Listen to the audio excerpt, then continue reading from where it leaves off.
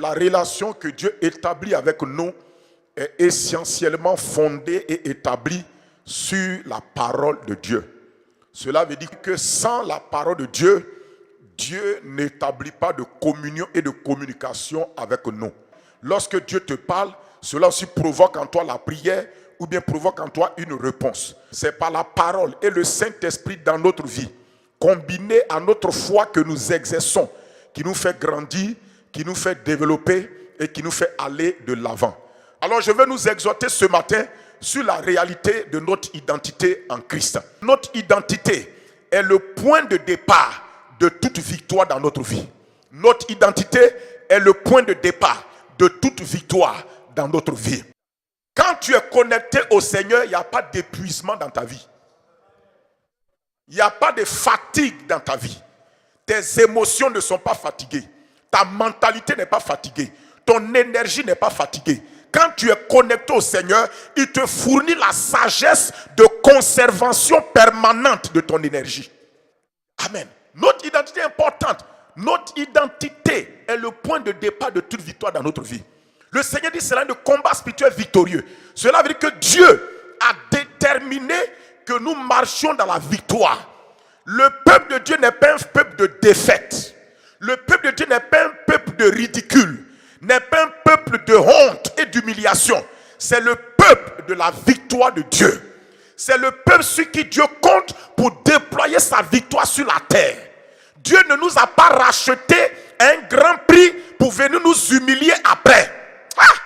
Dieu ne nous a pas racheté en sacrifiant la vie de son fils pour venir nous ridiculiser, nous honnir et nous faire du tort. Dieu n'a pas envoyé Jésus-Christ sur la terre pour que le monde soit sans solution. Dieu a envoyé Jésus pour que le monde ait une solution disponible. C'est pourquoi il dit notre identité est le point de départ de quoi? De notre victoire. Est le point de départ de notre victoire. Victoire dans quoi? Dans les combats spirituels. Les plus grandes crises dans les crises, c'est les crises identitaires. Quand quelqu'un traverse une crise ou des moments difficiles dans sa vie et il doute de son identité, il n'est pas sûr de ce qu'il est, il est en crise identitaire, il s'enfonce plus. Qu'un homme ne sait pas qui il est, qu'un homme a une crise dans son identité, qu'un homme ne se reconnaît pas, qu'un homme ne se reconnaît plus, la crise le détruit. La crise de tes situations est extérieure, mais la crise de ton identité est à l'intérieur. Et la véritable défaite de quelqu'un, c'est la défaite qui est en lui. Quand nous traversons des situations et nous oublions qui nous sommes, nous n'acceptons pas qui nous sommes, nous ne nous positionnons pas dans ce que nous sommes, dans notre identité en Christ, frères et sœurs, la situation va venir nous écraser. 2 Corinthiens 5, versets 16 à 17 et verset 18. On lit. Il dit ainsi donc, c'est l'apôtre Paul qui écrit aux Corinthiens. Il dit aux Corinthiens ainsi, dès maintenant, nous ne connaissons personne selon la chair. Et si nous avons connu Christ selon la chair, maintenant nous ne le connaissons plus de cette manière. Cela veut dire qu'on ne marche plus avec la connaissance charnelle. On marche avec la connaissance spirituelle de Jésus-Christ. On ne connaît pas le Seigneur selon une connaissance charnelle, mais selon une connaissance spirituelle, c'est la connaissance que le Saint-Esprit communique à notre cœur. Pourquoi l'apôtre Paul dit ça? Parce que les autres disciples ont eu l'occasion de voir Jésus en chair et en os. Lui, il n'a pas vu Jésus en chair et en os, mais il a connu Jésus. Comment il a connu? Comment tu peux connaître quelqu'un que tu n'as pas vu en chair et en os physiquement? Tu ne l'as jamais vu, comment tu peux le connaître? Certainement, ce n'est pas un autre mode de connaissance que tu le connais. Et Dieu dit ici par l'apôtre Paul que c'est par la connaissance spirituelle. La connaissance selon la chair, tu as besoin de voir la personne, de toucher la personne, de parler à la personne avant de le connaître. Mais il y a une autre connaissance qui te vient par l'esprit, qui te vient dans l'esprit saint. Il dit on ne connaît plus quelqu'un selon la chair. Si on connaît les gens, on les connaît dans l'esprit. Il dit si on connaît Christ, on le connaît dans l'esprit. Si je veux connaître quelqu'un, je dois apprendre à le connaître selon que l'esprit me donne l'information sur la personne. C'est pourquoi toutes les informations qu'on veut avoir sur les gens de manière charnelle, souvent elles sont remplies de tromperie, de mensonges et de fausseté. Pourquoi? Parce que les gens ne sont pas toujours ce que vous voyez qu'ils sont. Les gens ne sont pas toujours ce qu'ils vous présentent qu'ils sont. Les vraies réalités des gens, c'est ce que leur esprit est. Votre identité, ce n'est pas votre corps. Votre identité, ce n'est pas votre peau. Malheureusement, beaucoup de femmes pensent que leur identité, c'est leur visage. Votre identité, c'est ce qui est en vous. Beaucoup d'hommes pensent que c'est leur identité, c'est leur visage. Votre identité, c'est chose. C'est pourquoi changer la couleur de ta peau par des pommades, ça ne change aucune identité en toi. C'est ta peau qui a changé. Rien n'a changé. Ça ne signifie rien. Quand on dit prendre soin de quelque chose, c'est s'occuper de la chose en utilisant les lois qui font que la chose-là reste intacte. C'est ce que ça veut dire. Ton corps a des lois. Alors il dit que si on connaît quelqu'un selon la chair, maintenant on ne le connaît plus comme ça. On connaît les gens selon l'esprit. Parce que c'est ton esprit qui est ta vraie réalité, qui te donne la vraie information. Nous parlons de notre identité en Christ, qui est le point de départ de toute victoire dans notre vie, dans le combat spirituel. Alléluia. Il dit au verset 17, il dit alors si quelqu'un est en Christ, le que l'apôtre Paul dit en haut là, c'est ça, il va parler, il va dire, il dit, on ne connaît plus quelqu'un selon la chair. Si on connaît quelqu'un, c'est selon l'esprit. Alors il dit maintenant, si quelqu'un est en Christ, donc si quelqu'un est en Christ, Christ, c'est Jésus dans l'esprit. Christ, c'est lorsque tu as rencontré le Sauveur qui est manifesté dans ta vie par le Saint-Esprit. Il dit, si quelqu'un est en Christ Jésus, il est une nouvelle créature. Regarde très bien mon frère, ma soeur. Il dit, si quelqu'un est en Christ, il est une nouvelle créature. Les choses anciennes sont passées, voici, toutes choses sont devenues nouvelles. Écoute-moi. Il dit, si quelqu'un est en Christ, il est une nouvelle créature. Écoutez-moi, la personne n'était pas d'abord en Christ. Tu n'étais pas en Christ. Je n'étais pas en Christ. Aucun de nous n'était en Christ Jésus. Cela veut dire que personne de nous n'avait reçu et accepté Jésus encore dans son cœur. Personne de nous n'avait accepté Jésus comme son sauveur et son Seigneur personnel. On était tous des pécheurs. On vivait notre vie. On vivait dans le péché et dans l'iniquité. On marchait comme on voulait. Un jour, on nous a parlé de Jésus et on a cru en lui. On l'a accepté dans notre cœur comme sauveur et Seigneur personnel. Et lorsqu'on a cru en Jésus-Christ, on l'a accepté comme sauveur. Le Saint-Esprit, par la volonté de Dieu, nous a mis en Christ. Nous a fait entrer en Christ. Christ, c'est la personne de Jésus manifestée par l'Esprit. Christ, c'est la dimension spirituelle que Dieu a disposée pour que nous soyons sauvés.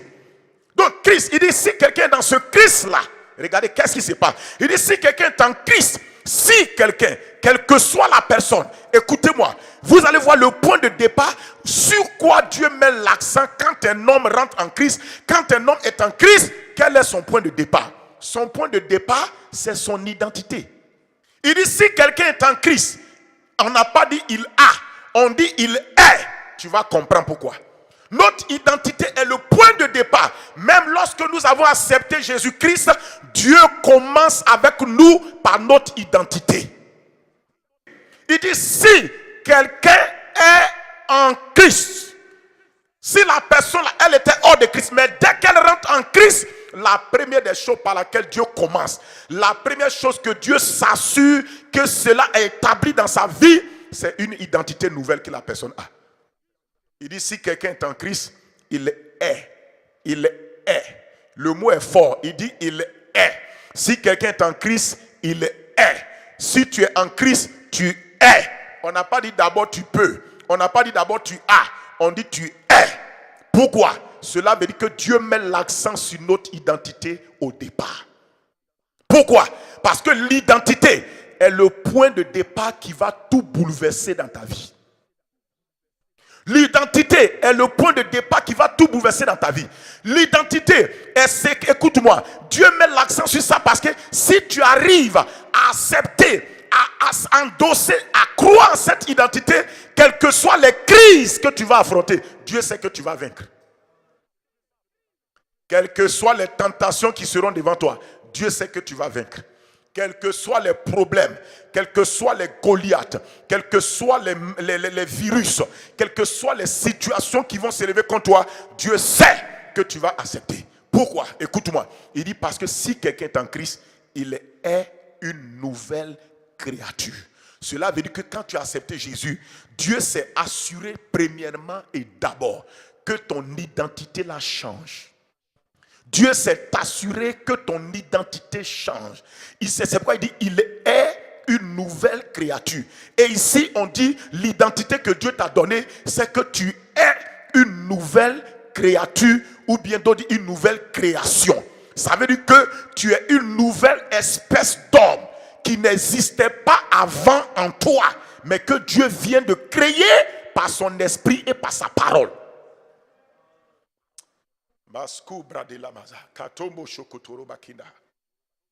Alléluia. Tu n'existais pas en toi. Tu n'existais pas. Cette nouvelle création n'était pas en toi. Il ne faut pas me dire que c'était en toi. Cette nouvelle création n'était pas en toi. Tu étais une ancienne création. On t'appelait le vieil homme. On t'appelait le pécheur. On nous appelait vieil homme et pécheur. On nous appelait ténèbres. Mais il dit si quelqu'un est en Christ, la première des choses dont Dieu s'est occupé d'abord, la première des choses par laquelle Dieu commence, le point de départ de ton commencement, c'est sur ton identité. C'est pas autre chose. Le problème, c'est que l'Église n'a pas encore accepté pleinement l'identité là. Beaucoup de gens l'ont accepté, 5-10%, mais la majeure partie, ils le disent comme ça, mais ils ne comprennent pas, ils n'acceptent pas pleinement ça. La preuve, écoutez-moi, la preuve. Regardez quand il y a des temps de crise, regardez l'agitation qu'on a. L'agitation qu'on a prouve qu'on n'a pas accepté la réalité de notre identité. Il dit si quelqu'un là c'est qui? N'importe qui. Il dit si n'importe qui, il soit riche ou pauvre, il soit homme ou femme, jeunes gens, adolescents, enfants, quelle que soit la personne, s'il est en Christ, pourquoi on dit s'il est en Christ? Ça dit que c'est une condition. La condition pour que tout le reste là se passe, il faut qu'il soit en Christ. Il dit s'il est en Christ, il est une nouvelle création. Ça veut dire que Dieu le prend et Dieu lui donne une nouvelle identité parce que Dieu, écoutez-moi, parce que Dieu connaît l'importance de l'identité dans la vie d'un homme. Dieu connaît l'importance de l'identité dans la vie d'une personne. Il y a des choses que je vais vous dire aujourd'hui, mardi. Tu vas voir, écoutez-moi. Parce que l'identité, pourquoi Dieu commence par l'identité? Regarde le verset, il dit, il est une nouvelle création. Il dit, les choses anciennes sont passées. Voici, toutes choses sont devenues nouvelles. Regarde la dernière partie, il dit, toutes choses sont devenues nouvelles. Cela veut dire que les réalités d'un homme se trouvent dans son identité. Il dit si toutes choses sont devenues nouvelles, il dit toutes les choses qui sont devenues nouvelles là, viennent de ce que tu es une nouvelle création. En d'autres mots, c'est ton identité qui a changé là, qui a amené toutes ces réalités là. Cela veut dire que ton identité détermine tes vraies réalités. C'est à cause de ça que je vais vous dire, si vous croyez en votre identité, vous ne chercherez plus à ce que quelqu'un vous donne quelque chose. Mais il faut dire Amen. Tu veux bien dire, il faut dire Amen. Amen, on ne paye pas. Amen, on dit Amen seulement. Tu comprends? C'est parce qu'on n'accepte pas notre identité en Christ que nous cherchons à ce que les gens nous donnent quelque chose qui va essayer de nous valoriser. Il n'y a rien qui va te valoriser plus que ce que tu es déjà. Il n'y a rien. C'est que ça les gens des crises d'identité. C'est que ça si on ne leur donne pas ça, ils ont l'impression qu'ils ont changé.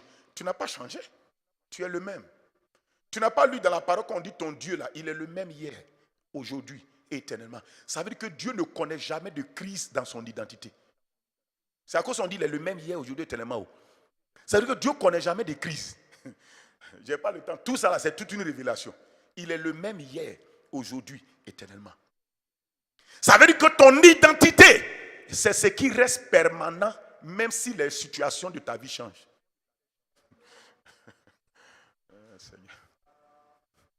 Ça veut dire que corona ou pas corona, tu es toujours ce que Dieu dit que tu es. Ton amen est fragile. Oh. J'ai dit, corona ou pas coronavirus, tu restes ce que Dieu dit que tu es. C'est pourquoi Jésus nous a dit, vous aurez des tribulations, mais ça ne change rien. J'ai vaincu. La victoire de Jésus n'est pas modifiable. Elle est acceptable, mais pas modifiable. Tu peux dire, je ne veux pas sa victoire, il n'y a pas de problème. Mais tu ne peux pas la modifier pour la changer en défaite.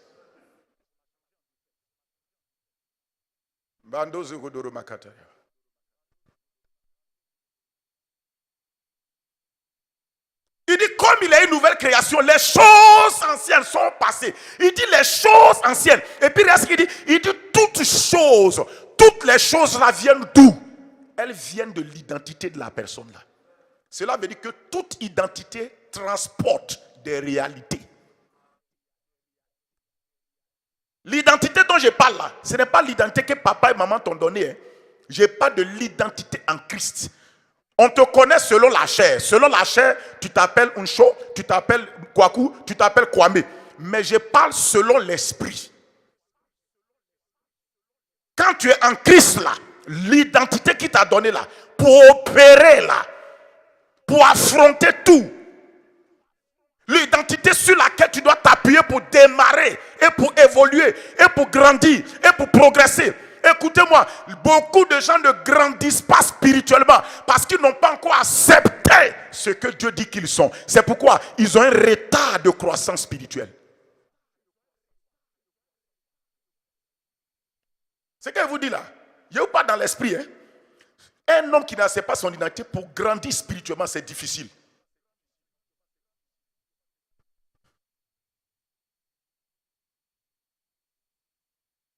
Est-ce que tu m'entends? Il dit, il est une nouvelle création. Et à cette nouvelle création sont liées un ensemble de choses qu'on appelle des choses nouvelles. Alléluia. Gloire à Dieu. Allons-y dans Jean 3,16. Dans Jean 3,6 plutôt. Jean 3,6. Jean 3,6.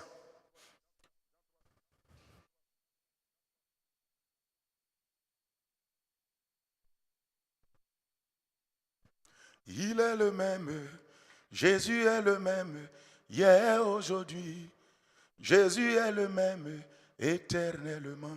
Il dit, ce qui est né de la chair est chair. Ça, c'est ton identité charnelle. Tu vois, l'identité, c'est ce qui reste identique. Si tu es né de la chair, tu restes chair. C'est peut-être que ton identité là, c'est ce qui, écoute-moi, c'est ce que tu es. On va le voir tout à l'heure. Il dit, et ce qui est né de l'esprit est esprit. Ici, on te montre deux types d'identité. L'identité selon la chair. Tu es né de la chair, tu es chair. Ça, c'est une identité naturelle. C'est pourquoi tu portes le nom de ton papa. C'est pourquoi tu es un être humain, parce que les parents qui t'ont accouché là, ce sont des êtres humains. Tu sais pourquoi tu n'es pas un mouton? Tu sais pourquoi tu n'es pas un bœuf? Parce que tes parents ne sont pas des bœufs. Tes parents sont des êtres humains chers. Et ce qui est né de ces êtres humains chers-là porte leur identité qui est chère. Il te dit maintenant, viens dans l'esprit. Il dit ton esprit aussi peut connaître une autre naissance. Tu es né de la chair, tu es chair. Mais il y a une autre naissance qu'on appelle né de l'esprit. Et les gens vivent avec le premier niveau de naissance. Le premier niveau de naissance, c'est ce qui fait que ton pays te connaît. C'est ce qui fait que la mairie de ton pays te connaît. L'état civil de ton pays te connaît. Le deuxième niveau de naissance, qui est la naissance dans l'esprit, c'est ce qui fait que le royaume de Dieu seul te reconnaît. Et c'est pourquoi quand Jésus va revenir, il y a un cahier d'état civil dans le ciel où on reconnaît ceux qui sont inscrits dans ce livre-là. Donc il n'y a pas de tricherie là-bas. Tu ne peux pas dire, maintenant j'ai déclaré ma naissance. Tu ne peux pas déclarer. De même que quand tu es né, tu n'es pas allé toi-même déclarer ta naissance. Ce sont tes parents qui sont allés déclarer ta naissance. Quand tu es né aussi de l'Esprit Saint, c'est le Saint-Esprit qui déclare ta naissance au ciel et il vient te rendre témoignage à toi dans ton esprit que toi là maintenant, tu es enfant de Dieu. C'est pourquoi tu ne veux pas tricher là-bas.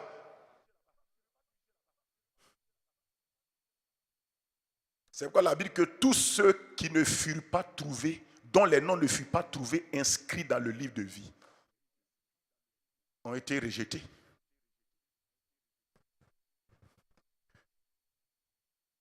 Ah. C'est à cause ça dans ton pays, là, ton nom est écrit quelque part. Oui. Non, ce n'est pas le pasteur qui écrit les gens là-bas. Donner l'argent à un pasteur ne va pas faire qu'il va mettre ton nom. Aucun pasteur n'est la porte du paradis. Aucun bishop, aucun apôtre, aucun gourou maradie.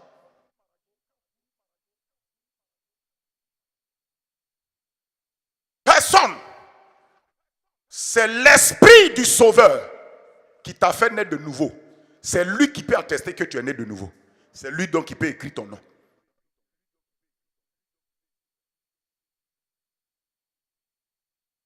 C'est pourquoi il dit dans Jean 1, verset 13 et 12, 13, il dit à tous ceux qui l'ont reçu, qui croient dans son nom, il leur a transféré le pouvoir de devenir enfants de Dieu. Ces enfants de Dieu-là, ils sont nés non de l'homme, ni de la volonté de la chair et du sang. Ah, on te dit ce n'est pas la volonté de la chair et du sang. La volonté de la chair et du sang qui t'a fait naître là, ça c'est la volonté de tes parents. Ton papa et ta maman se sont vus, ils se sont aimés et ils ont décidé d'aller ensemble et d'avoir des enfants. C'est leur volonté qui t'a fait naître. Mais ici, on te dit ce n'est pas la volonté de la chair et du sang. Ce n'est pas la volonté de tes parents. La nouvelle naissance n'a rien à voir avec la volonté humaine.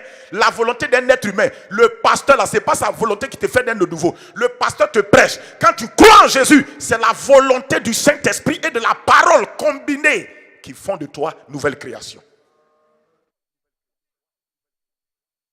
Il dit, il leur a donné le pouvoir de devenir enfant de Dieu. Et ce pouvoir est venu par une naissance. Cela veut dire que quoi? Il y a deux manières par lesquelles, mon frère, ma soeur, on rentre dans une identité. L'identité, on rentre dans une identité, premièrement, par naissance, ou deuxièmement, par adoption. L'identité par naissance veut dire que tu es né de la personne. Automatiquement, tu as son identité. L'identité qu'il a, il a transféré ça en toi. Mais il y a l'identité par adoption.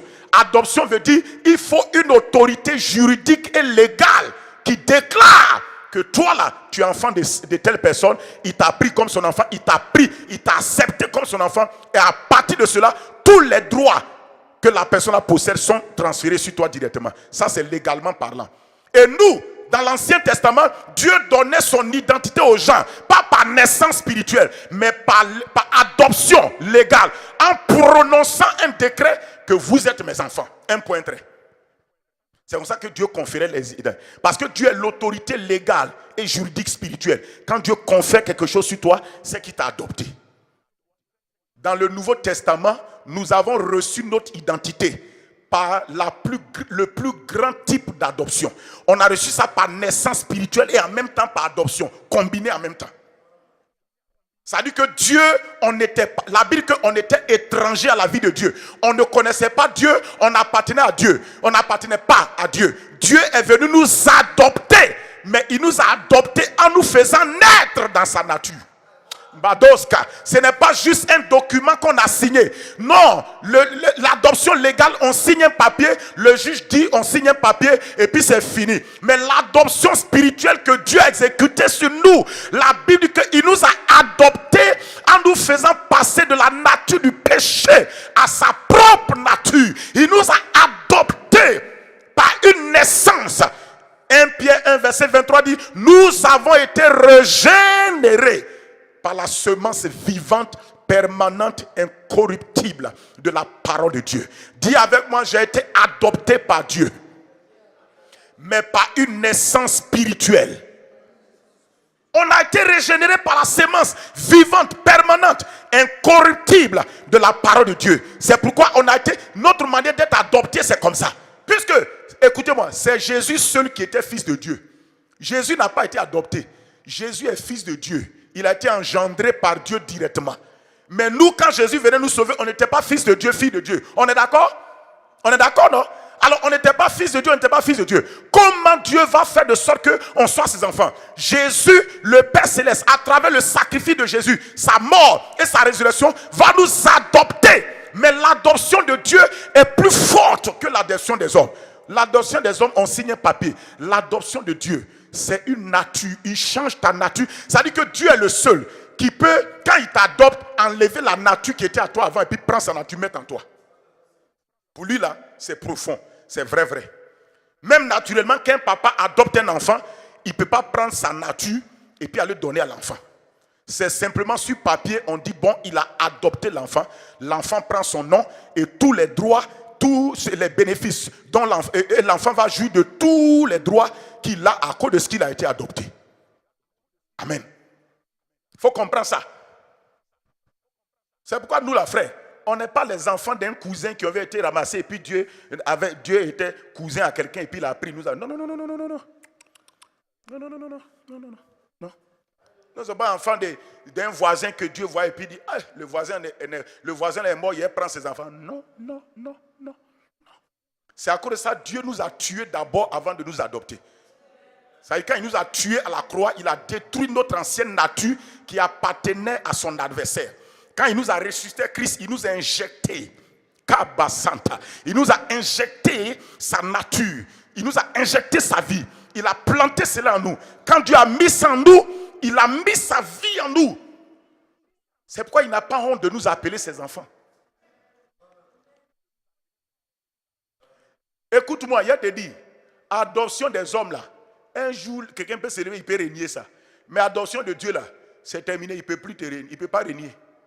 Tu n'as pas l'air d'accepter. Il ne peut pas te régner. C'est toi qui peux régner. C'est pourquoi il dit que si tu es infidèle, lui il reste fidèle. Lui ne peut plus régner ce qu'il a fait. Tu veux qu'il te montre des passages? Allons-y dans Jean chapitre 8. C'est Jean chapitre 10 plutôt. Jean chapitre 10, voilà. Au verset 24. Bandos Kalabarada. Jean chapitre 10, verset 24. Rapidement. Regardez ce qu'il dit. Il dit, les Juifs l'entourèrent et lui dirent, jusqu'à quand tiendras-tu notre esprit en suspens? Si tu es le Christ, dis-le nous franchement. Lisons la suite. Suis-moi, il faut suivre. Il dit, Jésus leur répondit, je vous l'ai dit et vous ne me croyez pas. Les œuvres que je fais au nom de mon Père rendent témoignage de moi. Je suis en train de te parler de quand tu es né de Dieu, tu as été adopté par Dieu par une nouvelle naissance là. Dieu ne peut pas te régner. Dieu te reconnaît. C'est ça, c'est à cause de ça, Dieu, écoute-moi, c'est à cause de ça, Dieu veut que ton point de départ là soit ton identité. Il veut que tu acceptes ça, ce qu'il a fait là, il veut que tu acceptes. Sinon tu serais un enfant qui a été adopté, qui est dans la maison, mais qui ne va pas se croire toujours comme étant le vrai enfant du monsieur qui l'a adopté. Tu vas vivre avec une mentalité déformée. C'est à cause de ça, Dieu veut que... Regarde la suite. Regarde la suite. Alors Jésus leur répondit, je vous l'ai dit au verset 26. Il dit, mais vous ne me croyez pas, parce que vous n'êtes pas de mes brebis. Verset 26. Il dit, mais vous ne me croyez pas, parce que vous n'êtes pas de mes brebis. Ça veut dire que vous ne faites pas partie des personnes que j'ai adoptées. Vous ne faites pas partie de mes brebis. Quand quelqu'un n'est pas brebis du Seigneur, pour croire dans le Seigneur, c'est difficile. Il dit, vous n'êtes pas de mes brebis. La suite. Il dit, mes brebis là entendent ma voix. Je les connais et elles me suivent. Lisons. Tu vas encore dire bien amen. Lis la suite. Il dit, je leur donne la vie éternelle. Ça veut dire que je les ai adoptés en leur donnant la vie éternelle. Regarde maintenant ce qui va suivre. Je leur ai donné la vie éternelle. Je leur ai donné une identité nouvelle. Une nouvelle identité. J'ai changé leur identité en leur donnant la vie éternelle. Il dit à cause de cela, elles ne périront jamais. Et personne ne les ravira de ma main. Écoute-moi, ramène ce passage. Il dit, mes brebis entendent ma voix. Elles ne périront jamais. Il dit quoi? Pourquoi Jésus nous appelle ses brebis? Pourquoi notre identité a changé de bouc à brebis? Il dit parce que je vous ai donné la vie éternelle. Votre identité a changé. Vous êtes maintenant des brebis. Il dit maintenant en tant que brebis, si vous restez dans cette identité, vous avez de l'assurance. Il dit votre assurance c'est quoi? C'est qu'il dit tu ne périras jamais. Où Jésus ment, où il dit la vérité. Il dit mes brebis ne périront jamais. Et personne ne les ravira de ma main. Tu n'as pas besoin de lutter contre quelqu'un qui essaie de t'enlever dans Jésus. Il dit personne ne peut te ravir de la main de Jésus. Est-ce que tu crois ça? Personne ne les ravira de ma main. Il dit personne ne peut arriver à venir nous voler dans la main de Jésus. Il y a trop de messages qu'on a prêchés qui sont contradictoires à cette parole.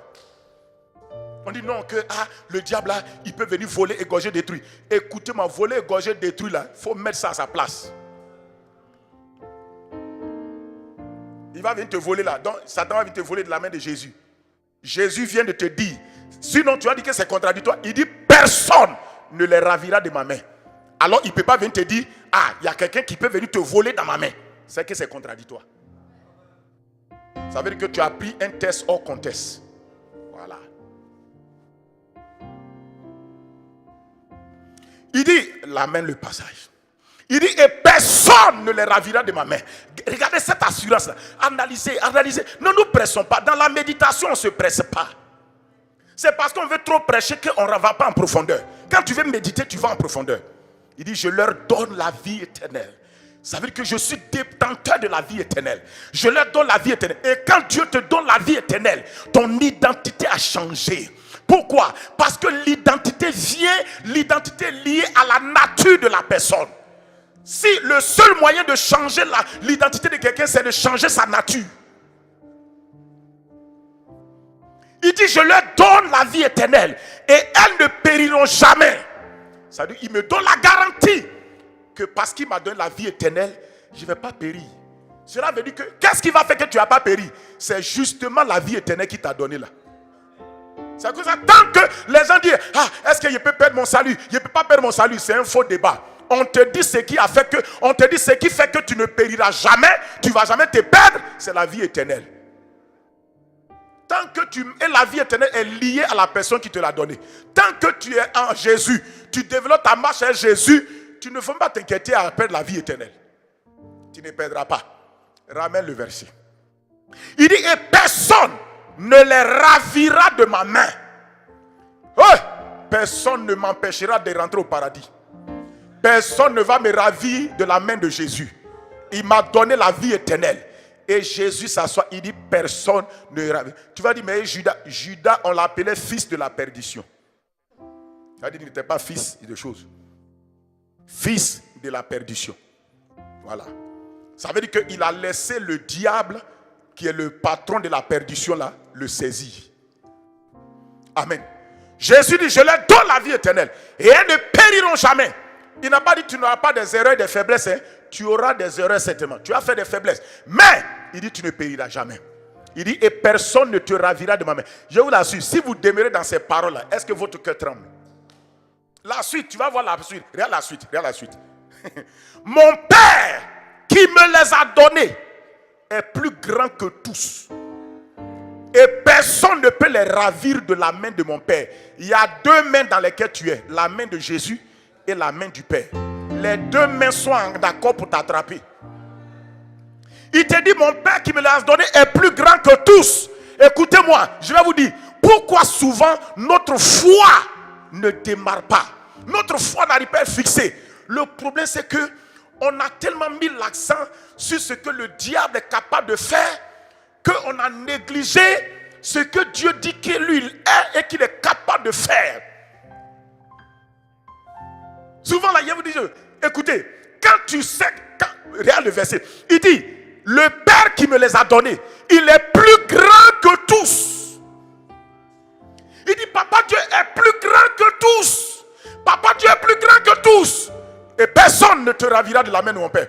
Et pourquoi il dit ça? Cela veut dire que frère, quand tu pries, regarde le grand Dieu que tu pries. Souvent, on s'est tellement occupé des barrières. Les esprits qui m'attaquent. Écoute-moi, si ton papa là est plus grand que tous et que tu regardes à lui, tu lui fais confiance, les esprits qui t'attaquent là, S'il faut, écoute-moi, si pour te donner la chose que tu as demandé à ton papa, il faut qu'il tape les esprits là pour que tu aies ça, il va les taper parce qu'il est plus grand qu'eux. Vraiment, je te pose la question. Quand ton enfant te dit il veut manger la glace aujourd'hui, ou bien il veut manger telle chose aujourd'hui, l'enfant là, il sait qu'il veut manger ça. L'enfant là est devant un obstacle. Cet obstacle là, c'est qu'il n'a pas l'argent. Mais il vient vers son papa. Il sait que son papa est plus grand que tous. Et là où on va la grâce là, c'est loin.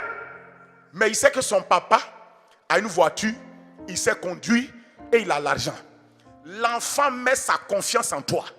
Il ne s'occupe plus de la distance. Parce qu'il sait que son papa là peut vaincre la distance. Il ne s'occupe plus du fait que lui-même n'a pas l'argent. Il sait que son papa là peut vaincre son manque d'argent. Si on croit en Dieu et qu'on sait que papa Dieu est plus grand que tous, arrêtons de manifester l'incrédulité. Cela veut dire quoi? Si je prie mon Père qui est plus grand que tous, je sais, même s'il faut briser des esprits familiers ancestraux pour me donner le mari qu'il veut me donner, pour me donner la santé qu'il veut me donner, pour me donner ce qu'il veut me donner, il va faire ça. On a perdu certaines notions. Parce qu'on a passé le temps à enseigner le diable aux gens, plutôt que d'enseigner la réalité de Christ. La réalité du Père. Jésus, écoutez-moi, c'est Jésus qui te parle de son papa. Est-ce que tu connais, ça les a de chanter, le Dieu des miracles est mon papa, oh. Le Dieu de Jésus est mon papa, oh. Jésus t'a dit son père là, il est plus grand que tout le monde. Regardez comment un enfant vend son papa. Il dit dans le quartier, moi mon papa, il est plus grand que tout le monde. Cela veut dire que même s'il y a un obstacle devant moi et qu'il veut, lui, il veut me donner quelque chose, il est capable de détruire l'obstacle là parce qu'il veut me satisfaire. Parce qu'il veut me satisfaire. Si tu crois ce que tu dis, ça veut dire que quand tu pries, même un démon n'a qu'à s'envoler dans ta maison. Tu ne t'occupes pas de lui. Tu dis, papa, c'est à toi qu'il parle. Je vais avoir telle chose dans ma vie. Aide-moi. Papa Dieu sait que si en voulant te donner la chose, un démon est sur la route, il le balaie et puis te donne la chose. Mais mon ami, je te pose la question. Quand Jésus le sauveur est venu te sauver là, toi, quand Jésus est venu te sauver, est-ce que tu as prié? On n'a pas prié pour qu'il vienne nous sauver. Mais quand il est venu nous sauver, regarde ce qui va se passer. Pendant qu'il est venu pour nous sauver, même s'il fallait descendre dans l'enfer là-bas, prendre les clés de la mort du séjour des morts, pour qu'on soit sauvé, il allait faire ça. Je ne sais pas si tu saisis la notion que je vais mettre en toi. C'est une notion pour que la vraie vision de Jésus soit restaurée dans l'église. La vraie grandeur de Papa Dieu soit restaurée dans l'église. Que l'église arrête de voir ce virus-là grand. Que l'église voit la grandeur de Dieu. La prière n'est pas efficace si la grandeur de Dieu n'est pas une vision devant nous. Si la grandeur de Dieu n'est pas une vision devant nous, alors l'église ne peut pas triompher.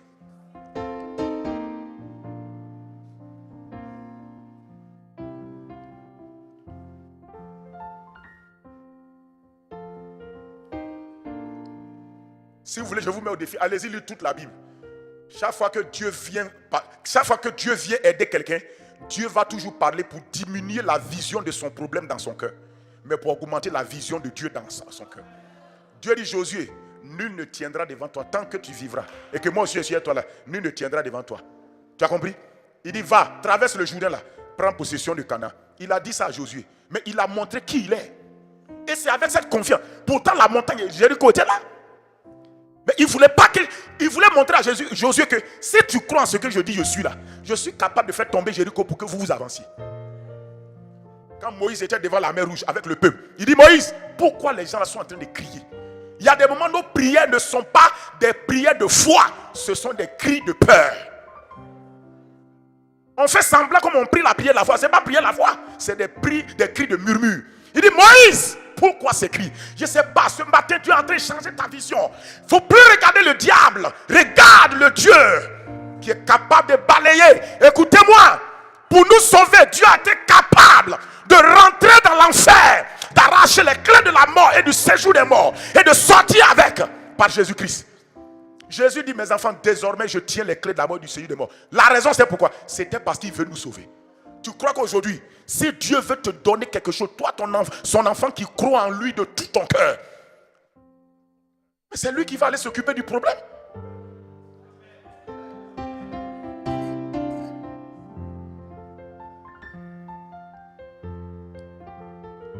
quand nous prions, nous exerçons l'autorité, c'est Dieu qui s'occupe de la situation. Mais il le fait à travers nous.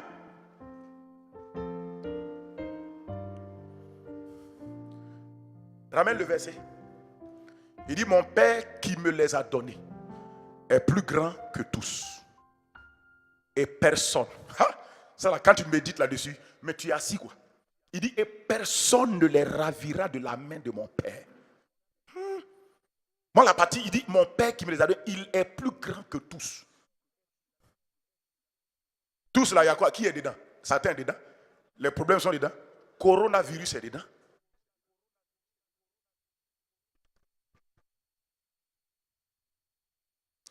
Amen. Pourquoi? Parce que quand Dieu a changé ton identité, tu es connecté maintenant à Dieu. Quand tu saisis ton identité, tu saisis les assurances de ta vie. Quand tu saisis ton identité, tu saisis les assurances de ta vie. C'est pourquoi les gens qui doutent de leur identité, là, regardez-les, ils n'ont jamais d'assurance. Ils sont toujours complexés. Ils ne sont jamais sûrs. Il dit, si quelqu'un est en Christ, il est une nouvelle créature. Et écoute-moi, c'est dans cette identité que Dieu veut que tu avances. L'identité, là, c'est quoi? Quand on dit l'identité, c'est quoi? L'identité, écoute-moi, l'identité, c'est ce que tu es. Quand on dit identité, c'est ce que nous sommes. Et notre identité, c'est ce qui détient toutes nos réalités. Quand on dit toutes nos réalités, c'est quoi? Toutes nos réalités, c'est ce que nous sommes, ce que nous avons, ce que nous pouvons. Tout est dans l'identité. Dans ton identité, dans ce que tu es en Jésus-Christ là, ce que tu es en Jésus-Christ là, mon frère, ma soeur, se trouve toutes les réalités de ta vie. Se trouve ce que tu es là, ce que tu as là et ce que tu peux. Je vais vous dire une chose. Dieu, écoutez-moi. Dieu ne sépare pas ce que tu es avec ce que tu as. Dieu ne sépare pas ce que tu peux avec ce que tu es. Ce que tu es là engendre ce que tu as et détient ce que tu peux. En d'autres mots, ce que tu es, ton identité en Christ, révèle en même temps ton héritage en Christ et révèle en même temps ton potentiel et ta capacité en Christ. Quand tu saisis profondément l'identité, tu vois qu'en réalité, tu n'as pas besoin d'aller chercher quelque chose hors de toi. Tu n'as pas besoin d'aller chercher. Je te pose la question. Quand Dieu a fait de Adam une créature à son image, on dit que dans cette image que Adam était, créé à l'image de Dieu, on dit Adam était mâle et femelle à la fois. Il ne faut pas m'attaquer sur les réseaux sociaux. Parce que quand on dit les choses, vous ne comprenez pas. Il était mâle et femelle à la fois, ça veut dire que quoi? Adam avait la dimension mâle et dimension femelle en lui. La dimension femelle et mâle, ce n'est pas une dimension physique. C'est d'abord dans l'esprit. Cela veut dire que Ève existait d'abord dans Adam. Donc quand Dieu voulait satisfaire Adam, il est allé dans son identité pour retirer son héritage.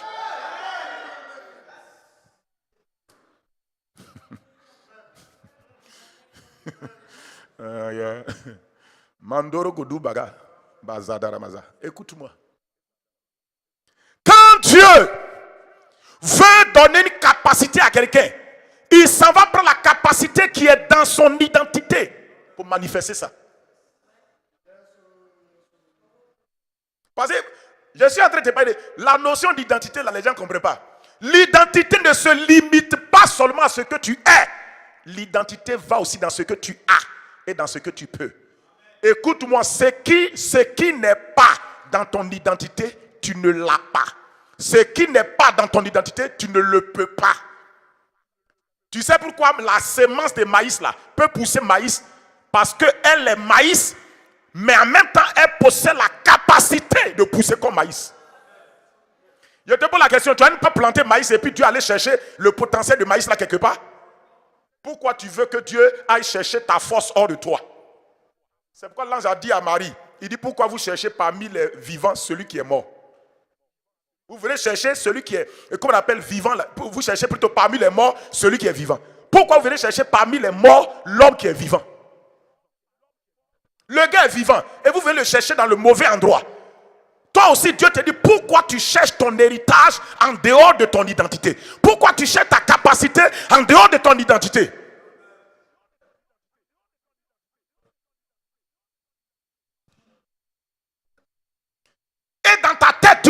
tu es faible. Il n'y a aucune faiblesse en toi. La seule faiblesse en toi, c'est ce que tu as accepté dans ta tête. Un chrétien n'a pas besoin qu'on prie pour lui pour dire non au péché. Le pouvoir de dire non au péché se trouve dans ton identité de sainteté.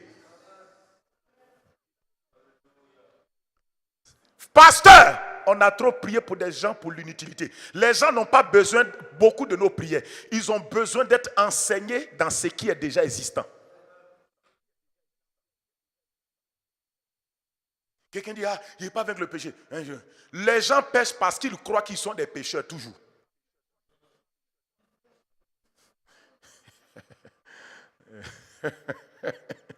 Tu sais pourquoi tu mens? Parce que tu crois que tu es un menteur. Mais dès l'instant que tu vas accepter que tu es une nouvelle créature, que tu es un homme vrai, mentir là sera difficile pour toi. Un homme qui est menteur, c'est normal, il doit mentir. La seule chose qui est étrange pour lui, c'est quand il dit la vérité. C'est pourquoi quand Satan dit la vérité, c'est étrange. Et Jésus me semble pour dire, il ne peut même pas dire la vérité.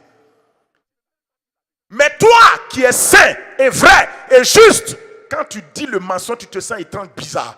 Pourquoi? Ce système de bizarrerie là, c'est pour que tu arrêtes de mentir. Dieu te rend bizarre pour que tu t'accommodes à ce qui est normal pour toi. C'est à cause de ça qu'aucun chrétien ne pêche à l'aise. Jamais. Tu n'es pas un chrétien et puis tu pêches librement, ça ne te dit rien. Si le péché te dit rien et que tu es tranquille dedans, mon frère, ma soeur, écoute-moi bien, tu n'es pas né de nouveau. Tu viens à l'église, tu es un sympathisant. Tu es quelqu'un qui salue le pasteur, qui visite l'église. Tu n'es pas né de nouveau. Tu n'es pas né de nouveau. Et les gens t'ont trompé en te donnant un rôle dans l'église en tant que diacre, diaconesse et en tant que papa de l'église, maman de l'église. Tu es trompé. Tu es dans le faux. Tu n'es pas né de nouveau. L'indice là, le fait, ce qui montre que tu es chrétien, ce n'est pas le fait qu'on t'a donné poste dans l'église. C'est le fait que, mon frère, tu es né de nouveau, tu as la nature divine en toi. Et que quand tu pêches, tu n'es pas à l'aise. Le péché te perturbe et te met mal à l'aise. Le juste n'est jamais dans le repos, dans l'assemblée des méchants. C'est à cause qu'il y a toujours cette voix tranquille et douce en vous qui vous reprend chaque fois pour dire ne fais pas ci, ne fais pas ça. C'est la voix de Dieu parce que Dieu a déjà inscrit sa nature en toi et sa nature réagit. Quand tu fais, elle réagit. C'est le seul indice pour te faire arrêter de faire n'importe quoi. Tu n'as même pas besoin de l'espionnage d'un pasteur, de la surveillance des autres frères et sœurs. Il y a un système d'autosurveillance et d'autoprotection et préservation que Dieu a installé en toi quand tu es né de nouveau. C'est pourquoi la Bible dit que les gens te trouvent étrange, pendant que toi aussi tu trouves leur manière de vivre là étrange. Écoute-moi, si tu ne crois pas, autrefois tu faisais les mêmes choses qu'ils faisaient, mais maintenant tu trouves ça étrange. Pourquoi? Parce que quelque chose doit s'installer en toi. C'est normal.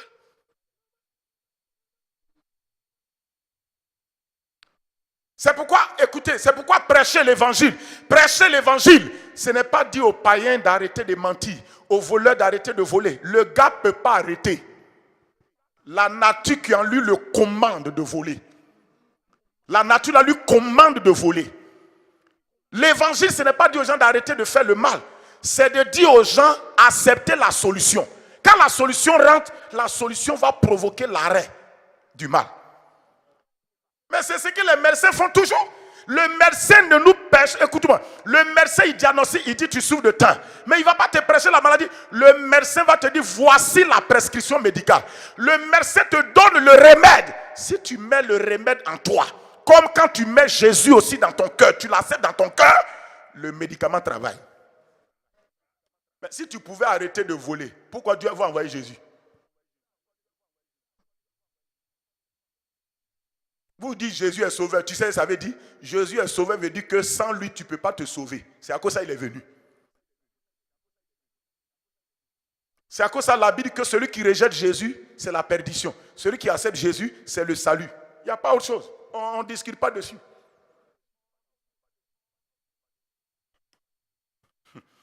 Notre identité. Je n'ai même pas égrené ce que je vais vous dire. Notre identité, ton identité.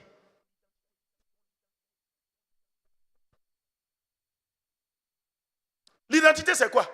Regarde, même, on reste sur l'identité. À votre avis, l'identité. Très souvent, on a défini l'identité comme ce que, oui, on est. C'est vrai, l'identité commence par ce qu'on est. Mais l'identité ne s'arrête pas à ce que nous sommes. L'identité, c'est aussi ce que nous avons et ce que nous pouvons. Ah ben oui. Une identité qui ne possède pas un héritage et qui ne possède pas une capacité n'est pas une identité. Et je vais vous dire une chose, votre capacité à produire et à grandir et à porter fruit est logée dans votre identité. C'est pourquoi vous allez voir que tout arbre, Dieu a fait que tout arbre ait une sémence. La sémence là, c'est comme une identité l'identité de l'arbre là enfermée dans un petit noyau. De ce, si tu oses planter cette sémence là, Dieu est sûr que ça va croître, ça va pousser, ça va grandir et ça va porter fruit. C'est pourquoi je vous ai dit le secret pour grandir, le secret pour vaincre, le secret de votre avenir et de votre devenir se trouve dans votre identité. Parce que ton identité transporte ce que tu es, transporte ce que tu as et transporte ce que tu peux.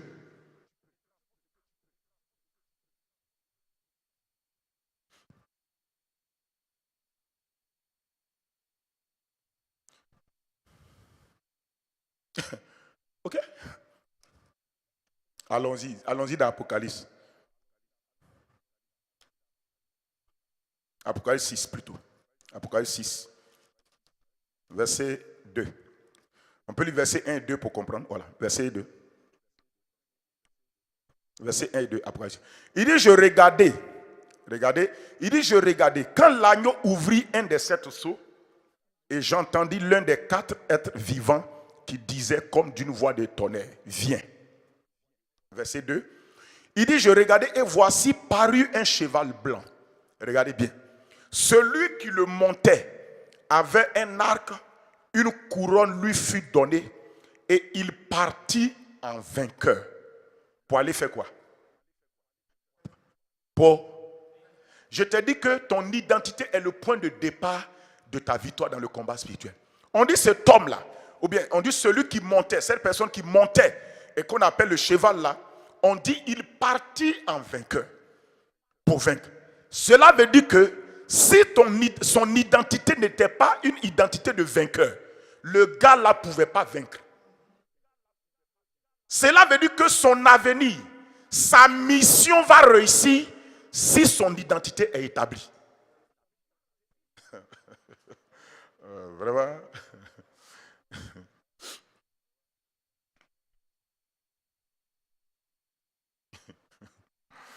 Eh Dieu. Il partit en vainqueur. Cela veut dire que le point de départ de cet ange-là qui est parti là, ou bien de cette personne qui est partie là, son point de départ, sur quoi Dieu a mis l'accent, c'est quoi? C'est vainqueur, c'est son identité. Il partit en tant que vainqueur. Ça veut dire qu'il est vainqueur. Maintenant, c'est en tant que vainqueur dans son identité. C'est dans cette identité-là que ce qu'il va faire après là vient. Écoutez-moi, je vous dis, vous savez pourquoi on n'arrive pas à réaliser des grandes choses? Parce qu'on refuse ce que nous sommes. Nous refusons ce que nous sommes. On refuse ce qu'on est, c'est pourquoi on n'arrive pas à réaliser des grandes choses. Vous savez, écoutez-moi, vous savez pourquoi on fait des efforts pour devenir? Parce qu'on n'accepte pas ce qu'on est. On dit cet homme-là, pour qu'il aille vaincre, il faut qu'il accepte ce que Dieu dit qu'il est. Il partit en vainqueur. Quand on dit il partit, ça veut dire que le départ qu'il a pris, il a pris position sur son identité avant de partir. Toi, tu prends position sur quoi avant d'affronter? Tu prends position sur quoi avant de rentrer dans le combat? Tu prends position sur quoi avant de rentrer dans la bataille? Dans les combats spirituels que tu traverses, sur quoi tu es positionné? Tu es positionné sur ton identité en Christ ou bien sur autre chose? Est-ce que vous m'écoutez, s'il vous plaît? Est-ce que vous suivez?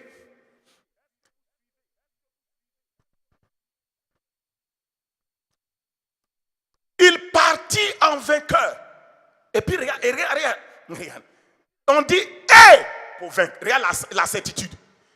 S'il est parti en vainqueur, on dit c'est pour vaincre. Mais s'il n'est pas en vainqueur, il va échouer. Cela veut dire que toute personne qui avance dans sa vie, sur la base de ce qu'il est en Christ, de son identité que Dieu lui a donnée. Il voit déjà son héritage et il voit déjà sa capacité. Et il voit le débouché de la situation. Il voit comment il va s'en sortir. Votre identité compte plus que tout. Hein? Amen. Votre identité compte plus que tout. Amen. Et c'est pourquoi je vous ai dit que l'identité, c'est ce que nous sommes. L'identité, c'est ce qui nous caractérise. L'identité, c'est là où se trouvent toutes nos réalités. Et toutes les réalités de notre identité, j'ai dit quoi? C'est trois choses, j'ai dit quoi? Les réalités de notre identité, c'est quoi? C'est ce que nous sommes. C'est ce que nous avons. C'est ce que nous pouvons. Ah bon. Faut comprendre aujourd'hui, hein? Tu comprends ce qu'il te dit là? Ah bon. Parce que nous, on séparait notre héritage de notre identité. Dieu ne sépare pas. On séparait le potentiel de notre identité. Dieu ne sépare pas. Tout ça est dans l'identité. L'identité contient ce que tu es, ce que tu as et ce que tu peux. Parce que dans ton identité se trouvent toutes tes réalités.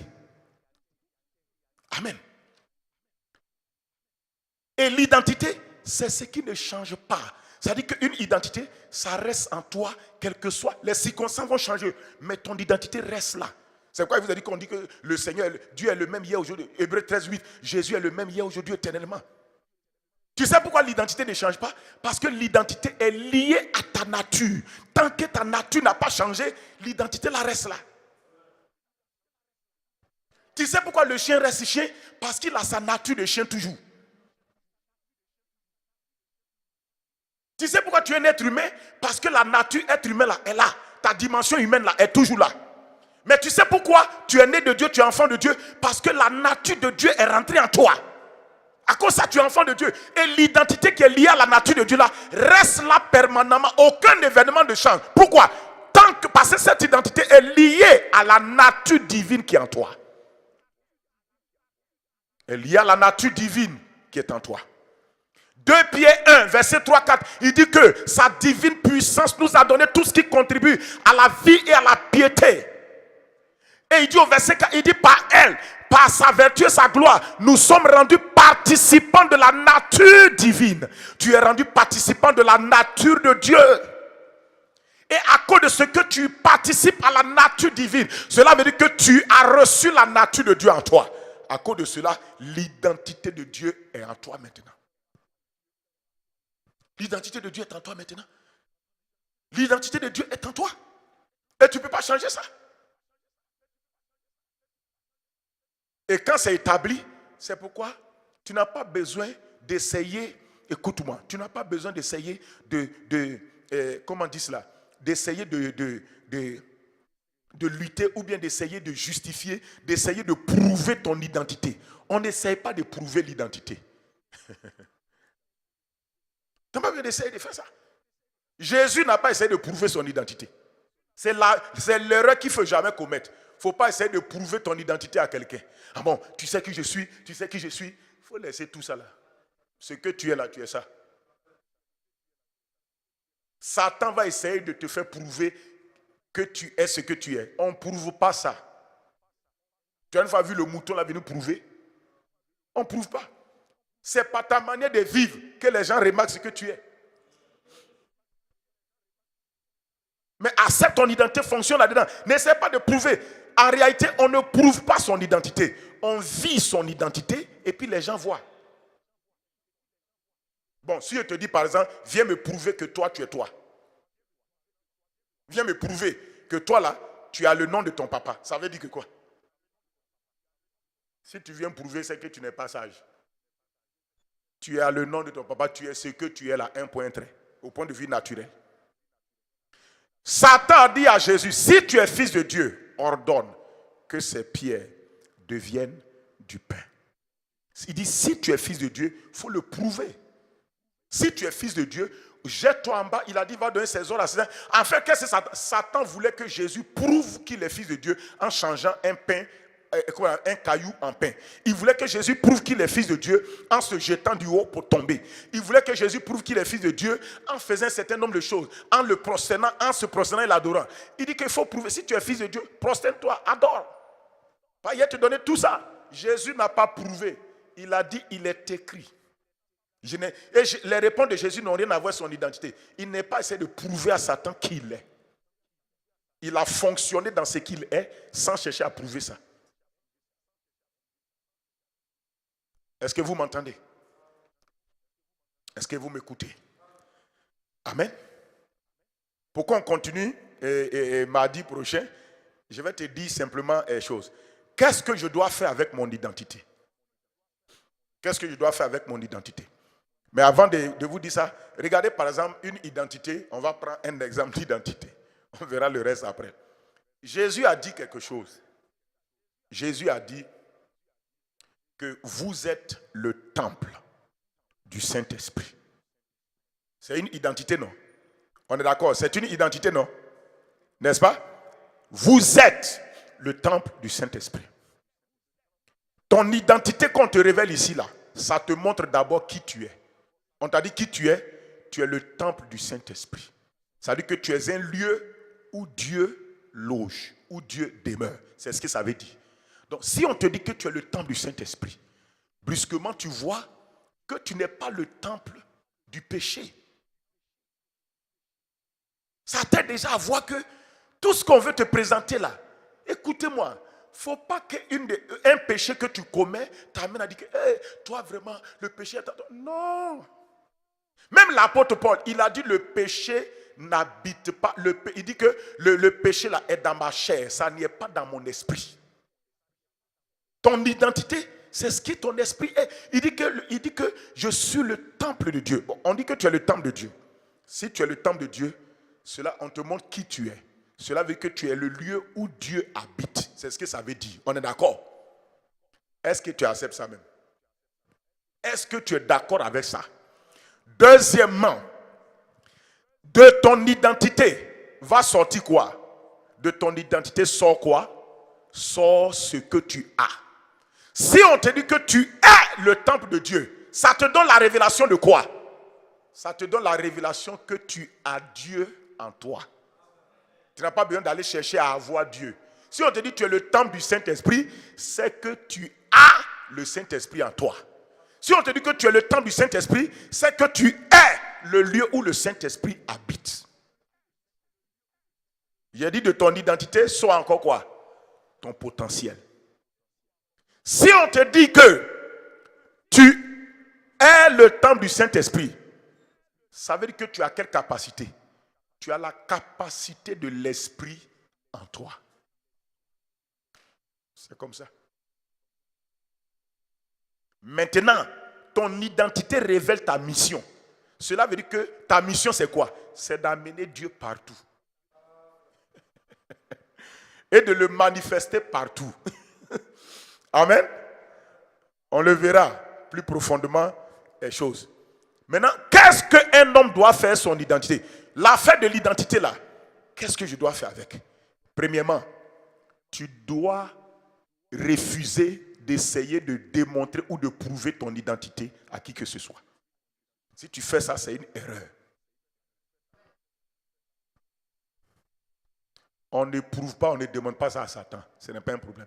Si tu veux démontrer ton identité, tu vas faire des choses qui vont t'humilier. Voilà. Si Jésus voulait changer caillou en pain, ça n'allait pas se changer. Parce que Dieu va dire, mais quelqu'un te dit de prouver que tu es mon enfant en chose. Or, papa, Dieu t'a dit avant que tu viennes au désert que toi là, tu es mon fils bien-aimé en toi. J'ai mis toute mon affection. L'identité est quelque chose que tu ne dois pas chercher à prouver. Deuxièmement, l'identité est quelque chose que tu dois recevoir par la parole de ton papa.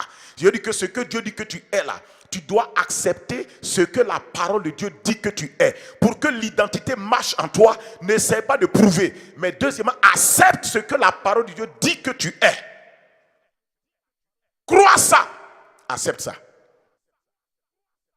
Deuxième chose qu'il faut faire avec ton identité. Deuxième chose, c'est qu'il faut apprendre à te nommer selon ton... Troisième chose, je crois. Il faut apprendre à te nommer selon ton identité. Beaucoup de gens ne se nomment pas. Ça veut dire qu'ils ne se donnent pas le nom lié à leur identité. Si tout de suite on te pose la question, qui es-tu? Tu vas dire je suis Daniel. Tu vas dire je suis Maxime. C'est la même chose. Une identité, on la prend comme un nom sur nous-mêmes. Il faut te nommer avec ton identité. Pour que ça marche, il faut apprendre à te nommer avec ça. Cela veut dire que quoi? Je m'appelle lumière. Je suis la lumière du monde. Je suis le sel de la terre. Je suis le temple vivant du Dieu vivant. Tu te nommes. Une identité, on fait quoi encore?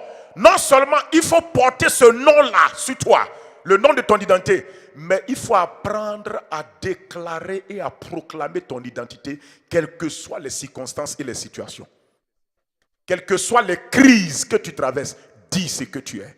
David a dit, je ne mourrai point, je vivrai, je raconterai les œuvres de Dieu. Le contexte dans lequel David était, c'était un contexte où Saül voulait le tuer, Saül voulait le détruire, il était souvent environné, il y a des moments, ils étaient prêts à le saisir, mais il a dit, je ne vais pas mourir. Je vis et je vivrai et je raconterai les œuvres de Dieu.